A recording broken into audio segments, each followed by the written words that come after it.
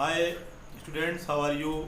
And I think you are busy in preparing your exams. अच्छा भी है, अब इस टाइम एग्ज़ाम का वक्त है और यहाँ पर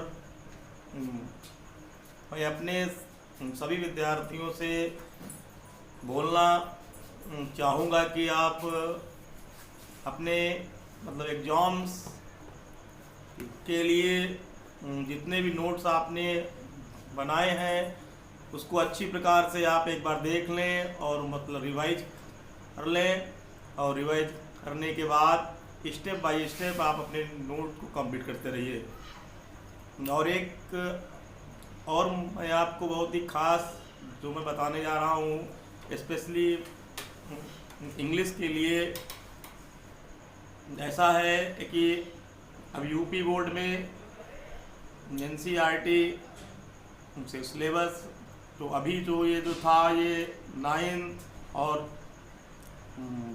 फर्स्ट ईयर के लिए है, और अप्रैल से एनसीईआरटी जो मतलब इंग्लिश में है वो 10th और इंटर के लिए भी होगा। और उसमें आप ये है कि जितने भी रूल्स हैं ग्रामर वगैरह के, मतलब डायरेक्ट हैं, एक्टिव पैसिव वगैरह है, और सिंथेसिस है, ट्रांसफॉर्मेशन है, सिंटेक्स है, इनको अच्छी प्रकार से आप इसको अपना रूल्स पढ़ते रहिएगा। और इस सेशन में तो हम भी बड़ा मतलब इरेगुलर रहे अपनी व्यस्तता के कारण, लेकिन मैं अपने स्टूडेंट्स से प्रॉमिस करता हूँ कि अगला जो अप्रैल से जो सेशन स्टार्ट होने वाला है न्यू सेशन, उस सेशन में 9th 10th first year inter also graduation के स्टूडेंट्स को इंग्लिश से संबंधित जो भी इसेंशियल मतलब नॉलेज है और वो मैं हाँ, और मैं आपसे एक बात और कहना चाहता हूँ कि जो स्पेशली स्टूडेंट्स 10th के हैं और इंटर के हैं, और ऐसे बच्चे जो हमारे सब्जेक्ट में जो हाई स्कूल का जो आपका जो एग्ज़ाम होगा, जो पेपर होगा, उसमें जो सेक्शन जो बी आएगा, बी सेक्शन जो होता है जो कि 35 नंबर का है, वो टोटल मतलब ग्रामेटिकल बेस्ड होता है, और उसे आप बहुत अच्छी प्रकार से समझिएगा। उसमें मोस्टली सबसे जो पहले रिकॉर्डिंग आएगा, और फिर डायरेक्ट इनडायरेक्ट आता है, और फिर उसमें आता है राइट यूज़ ऑफ वर्ब्स, और उसमें फिर आएगा इंटरचेंज ऑफ टेंसेस।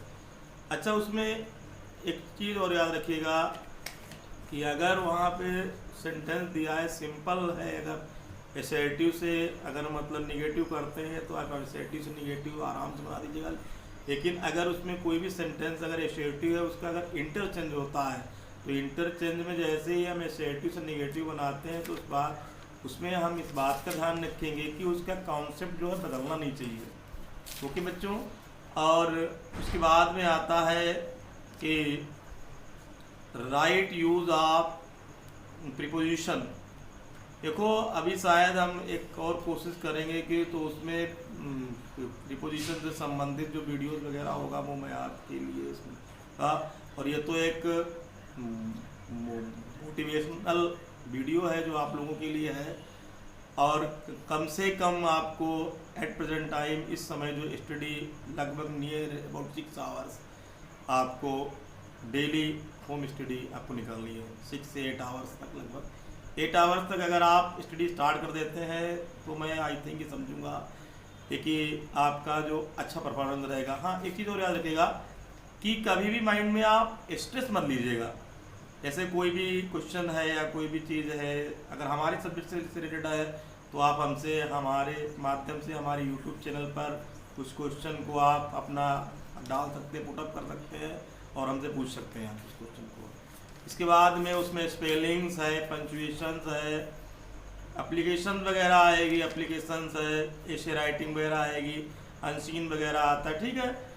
और जो ये तो हो गया सेकंड पेपर है जो ग्रामेटिकल बेस है, ठीक है। एप्लीकेशन वगैरह हम आपको इम्पोर्टेंट जैसे बता देंगे, आप उसको थोड़ा सा अपना देख लीजिएगा जैसे कि हाई स्कूल स्टैंडर्ड के लिए मोस्टली जो एप्लीकेशन इंपॉर्टेंट होती हैं वो होती हैं सब्जेक्ट चेंज पे, एक्स्ट्रा कोचिंग पे, गेम्स, टीचर पे, स्पोर्ट्स पे, ट्रांसफ़र सर्टिफिकेट पे, करेक्टर सर्टिफिकेट पे और फीस कंसेशन पे। इन एप्लीकेशंस को आप देखिएगा आई थिंक, और ईश्वर का आशीर्वाद रहा तो इन्हीं में से एक एप्लीकेशन आपको एग्ज़ाम में होगी, ऐसा हमारा आशीर्वाद है। और अब बात आती है कि अगर कुछ बच्चे एप्लीकेशंस की जगह पर अगर हाई स्कूल में लिखना चाहते हैं लेटर, तो लेटर्स में आप सबसे पहले जो इम्पोर्टेंट लेटर है वो ये याद कर लीजिएगा कि write a letter to your friend at the marriage of your elder sister, ठीक है।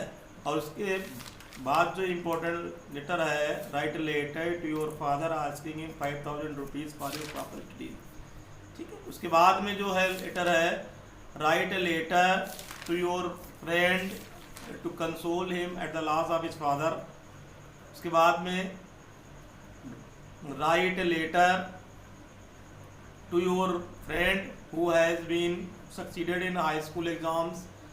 ओके, अब ये हो गए जैसे फॉर्मल लेटर्स। खुद में इनफॉर्मल जो है लेटर्स मैं बता देना चाहता हूँ, उसमें ये है कि write a letter to the superintendent of the police complaining him against the illegal activities in your area. और कह सकते हैं आप write a letter to the district magistrate complaining him against the use of loud speaker during the examination time. और write a letter to the president of the municipality complaining him against the condition of the roads during the rainy seasons, ठीक है। तो ऐसे ही आप जो हमने आपको बता दिया है इसको ध्यान से पढ़िएगा, और हमारा आशीर्वाद है हमारे प्रत्येक स्टूडेंट्स के लिए कि आपके अच्छे नंबर आए। मिलते नहीं।